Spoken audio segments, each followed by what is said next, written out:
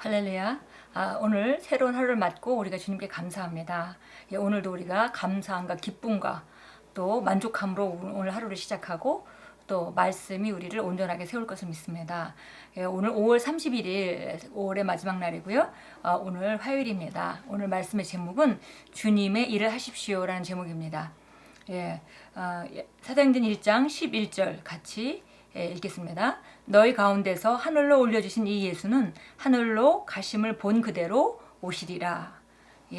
예수님의 재림이 우리에게 정말 그 강한 소망입니다. 오늘 주님의 일을 하십시오 이런 그 제목으로 우리가 함께 본문 말씀을 읽도록 하겠습니다.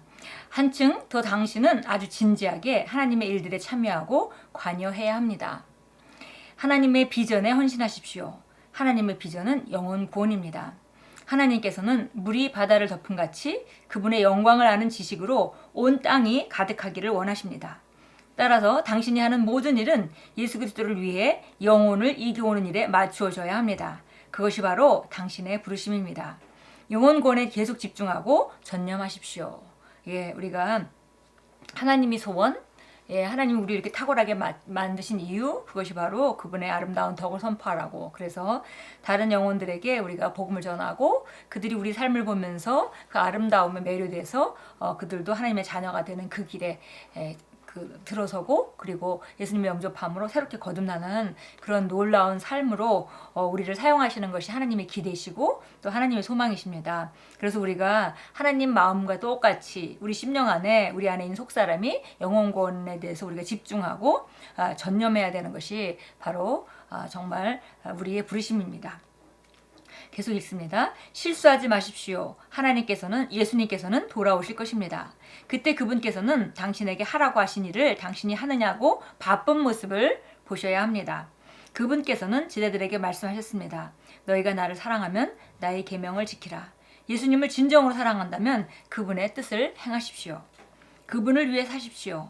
당신의 삶이 이 땅에 좌우되지 않게 하십시오.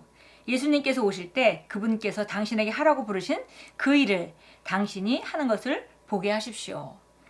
우리가 예수님이 오시는데 그 전까지 우리가 이 일에 몰두하고 전념하고 집중하는 것, 그러고 있다 보면 어느 날인가 주님께서 오실 것이고 주님이 오시는 순간에 우리가 그 일을 열심히 하고 있는 것을 보게 하라, 이런 말씀입니다.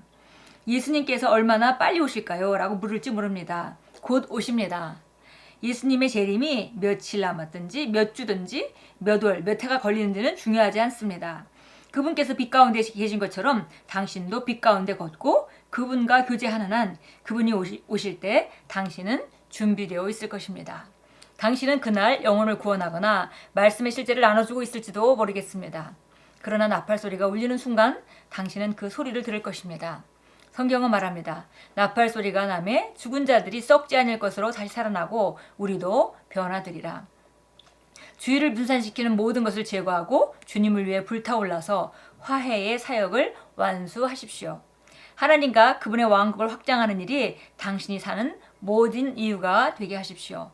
어느 날 당신은 그리스도의 심판대 앞에 서서 그분께서 당신에게 하라고 지시하신 모든 일에 대해서 해명하게 될 것입니다. 결국에 주님께서 당신에게 잘하였다, 착하고 충성된 종아라고 말씀하게 하십시오.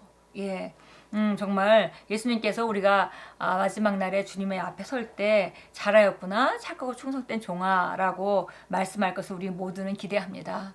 그걸 기대하고 우리가 사는 사람이라면 여기 오늘 마지막 패러그래프에서 나온 것 같이 바로 우리가 정말 늘 주님의 열정이 우리 심령 안에서 불타올라야겠고 그 화해의 사역을 매일매일 인도받아서 정말 오늘 해야 될 일을 오늘 하는 그런 삶을 살아간다면 정말 우리가 이렇게 주님께 칭찬받는 그런 날을 맞게 될 것입니다.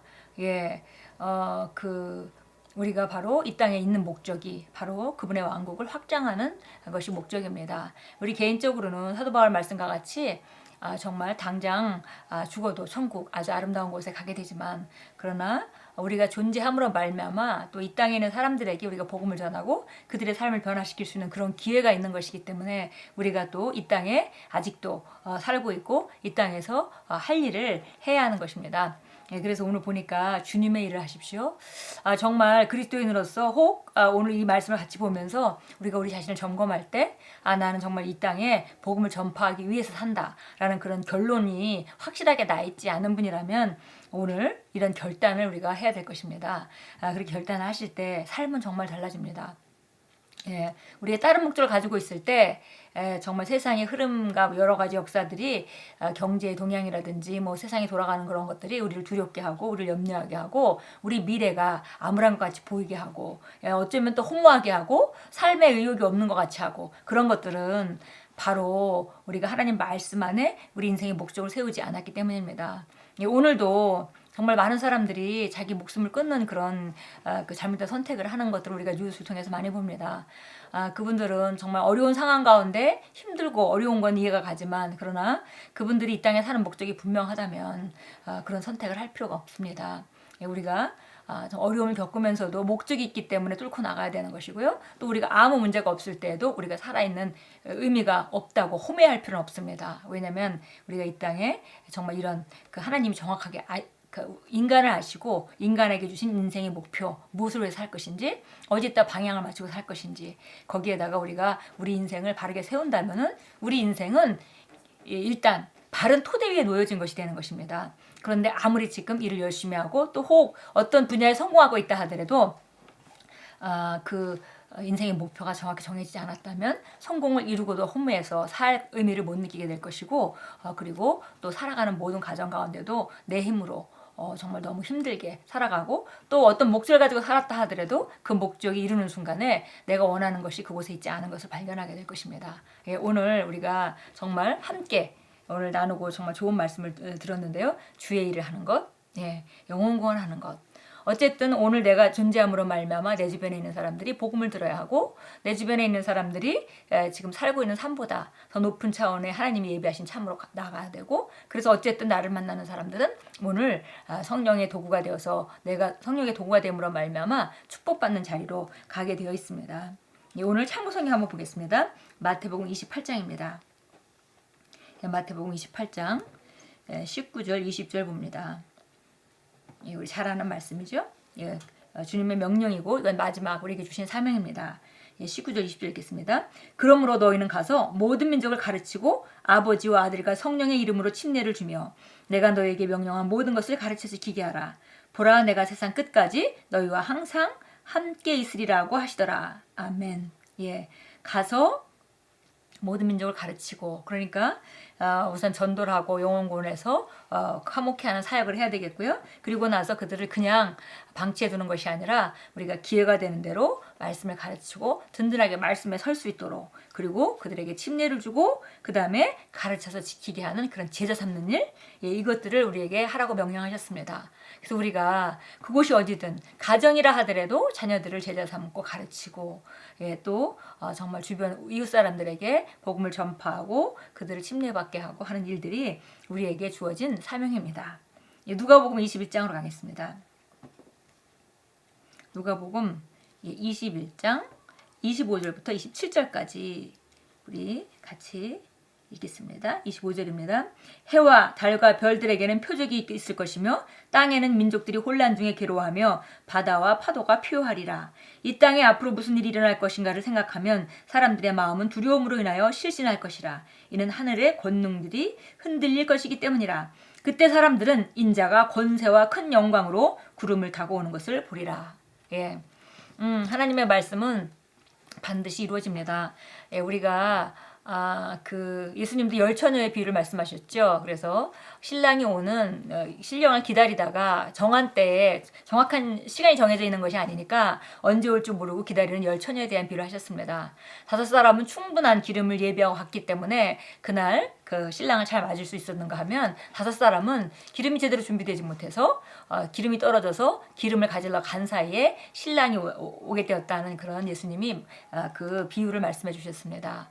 우리가 오늘 나는 이 주제 말씀을 인생의 목표로 정확히 삼는다면은 그리고 매일매일 충실하게 살아간다면 우리는 주님이 언제 온다 하더라도 언제든지 그 준비된 사람으로 발견됩니다.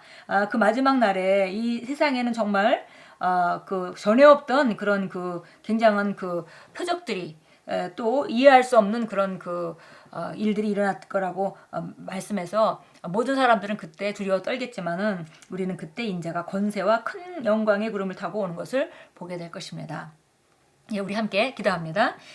존귀하신 주님, 주님의 열심과 열정이 저를 삼켰습니다. 그러므로 저는 전례 없이 그리스도의 복음의 메시지를 세상 민족들에게 널리 전하고 있습니다. 성령님께서는 제게 힘을 주셔서 능력과 담대함을 가지고 말씀을 전파하여 많은 사람들을 어둠에서 빛으로, 사단의 권능에서 하나님과 그리스도 안에 있는 그들의 유업으로 돌이킬 수 있게 하십니다. 예수 이름으로 기도합니다. 아멘.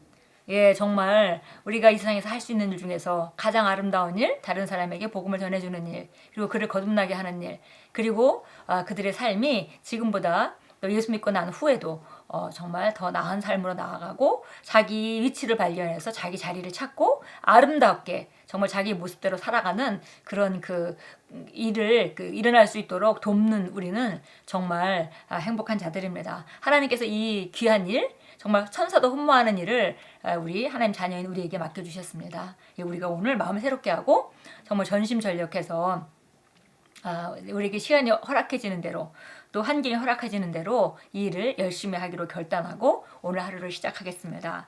예, 오늘도 만나는 사람들에게 복음을 전하시고 또 정말 믿는 사람들에게 세워주시고 강건케 하시고 더 높은 차원의 삶을 사모하도록 권면해 주시면서 오늘 하루를 나아갈 때 우리는 주님 오실 날을 잘 예비하는 자입니다. 예수 이름으로 축복합니다.